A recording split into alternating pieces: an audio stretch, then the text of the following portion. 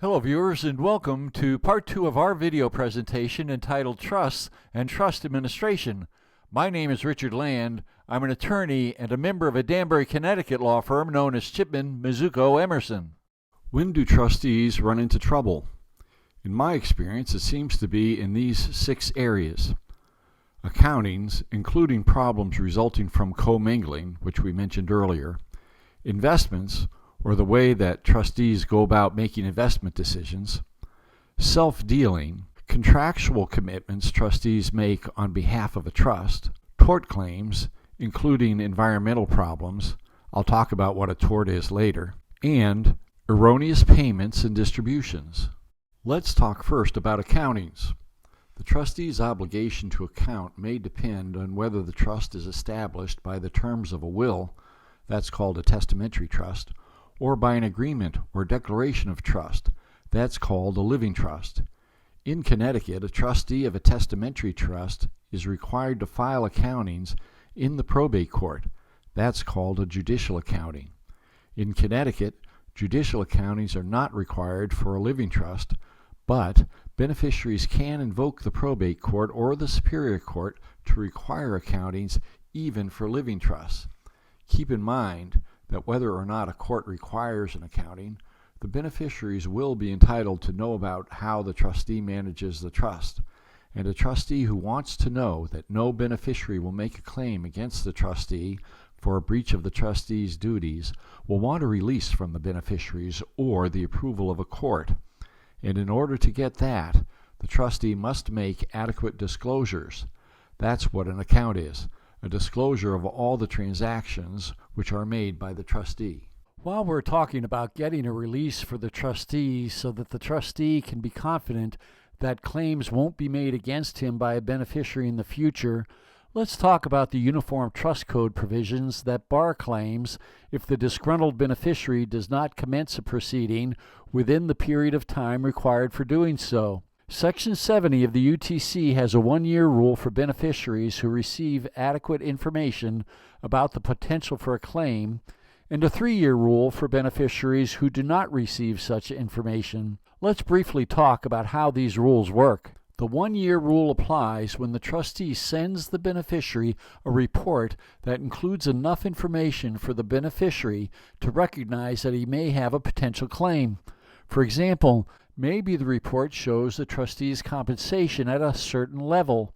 If the beneficiary thinks the compensation is too high, the beneficiary probably has enough information to require him to act on his concerns within 1 year.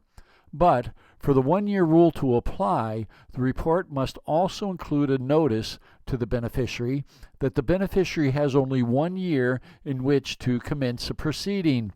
Note that the rule says commence a proceeding. It does not say 1 year to complain to the trustee. The 3-year rule limits beneficiaries' claims if the beneficiary waits too long after what I call a terminating event.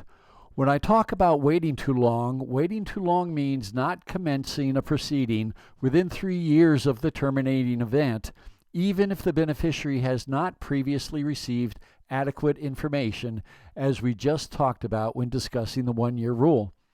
The events that are considered terminating events are removal, resignation, or death of a trustee, termination of the beneficiary's interest, and termination of the trust.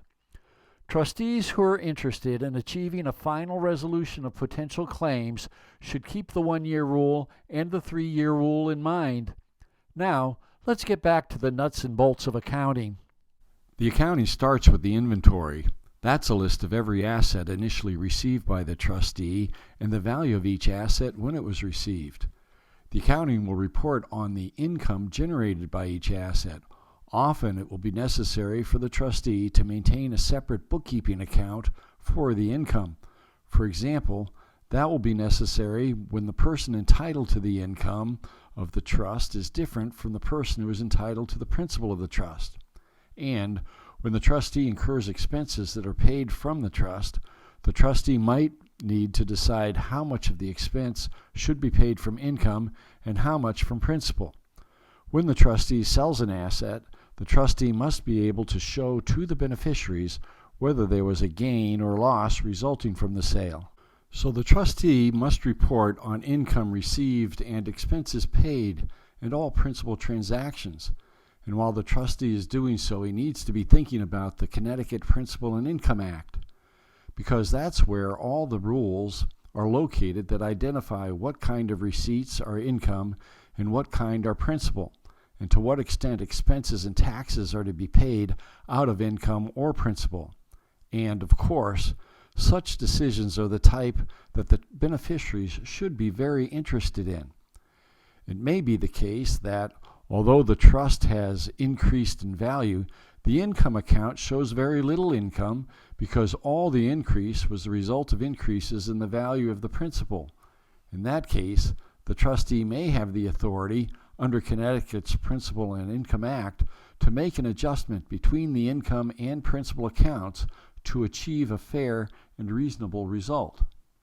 The power in the trustee to make such an adjustment applies when the trustee invests in accordance with the Connecticut Uniform Prudent Investor Act, which incorporates the approach suggested by modern portfolio theory. That's a theory of investment that attempts to maximize return, whether consisting of principal appreciation or income, and minimize risk through the selection of different asset classes whose performances are not closely correlated. In addition, in order for the power to adjust income and principal accounts to apply, the distribution rights under the terms of the trust must be a function of income, and the trustee must determine that the trust cannot be administered fairly for the beneficiaries without an adjustment.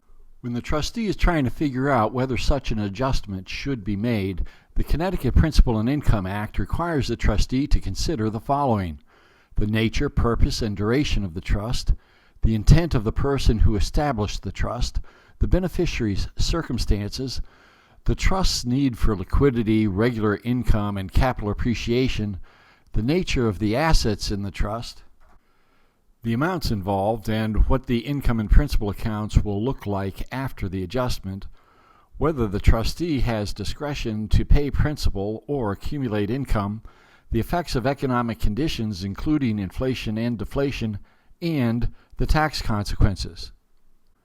So there is quite a lot for the trustee to think about when the trustee makes adjustments, and the beneficiaries may be intensely interested in how the trustee exercises such power. Good records are extremely important, including a written record of how the trustee considers each of the criteria just described. Problems relating to investment decisions are common. The trustee will want to be able to show that his investment decisions were both authorized and made as prescribed by the Prudent Investor Act. Let's first discuss the important distinction between investments that are authorized and investments that are not authorized. Before enactment of the Uniform Trust Code, a trustee would find his authority to act in powers that are actually expressed in the terms of the trust. So usually, you'll see an exhaustive list of powers included in the terms of the trust, or statutory powers that may be incorporated by specific reference in the trust document. The Uniform Trust Code changed that quite a bit. So long as the exercise of a power does not breach one of the duties of the trustee, the Uniform Trust Code grants the trustee very broad powers within limitations that may be expressed in the terms of the trust. Before a trustee takes action, the trustee should be looking for express authority in the terms of the trust, or perhaps the trustee can find the authority he is looking for in what is implied by a power that's expressed. If the trustee cannot find the authority he wants expressed in the terms of the trustee should make certain that the authority is included in the provisions of the Uniform Trust Code.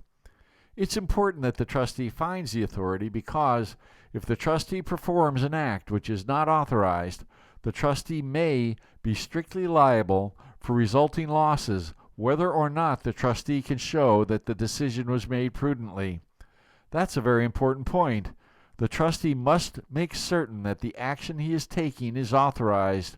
If there's a doubt, it's best to get court approval before going through with the action. Now let's talk about the Connecticut Uniform Prudent Investor Act. The point of the next several slides is that the trustee can avoid personal exposure to liability if he makes decisions consistent with the process required by the Prudent Investor Act. The Act is process-oriented, not results-oriented. Keep in mind that the Prudent Investor Act will apply unless the terms of the trust indicate that the Act should not apply.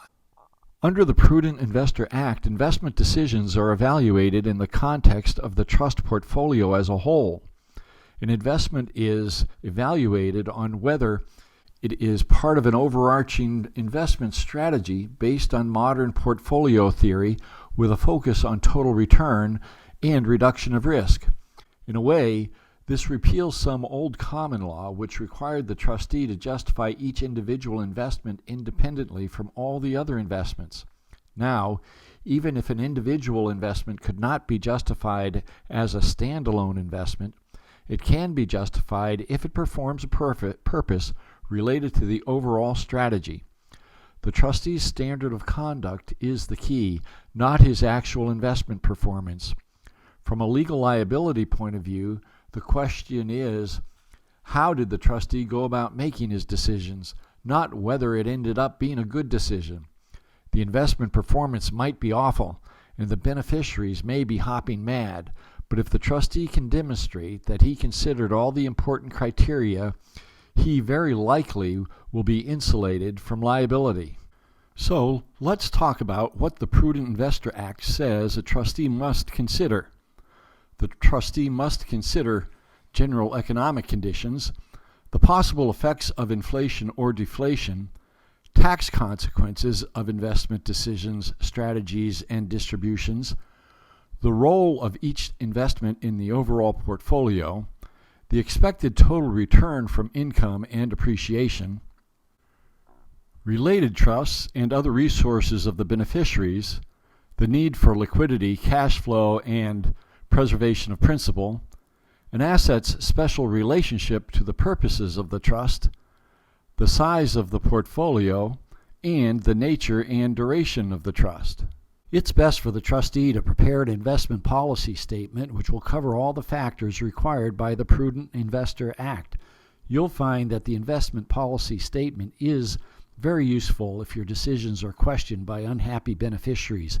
If your performance as a trustee is being questioned in a lawsuit and an aggressive litigator is deposing you, trying to attack the decisions you make as trustee, you'll be very grateful that you have handy your investment policy statement demonstrating that you considered all the factors. In spite of the fact that there is a very good chance that it will end badly, many people decide to select family members or friends to be trustees when the family member or friend has no investment experience. Such a trustee with little knowledge and experience with investments, will need help.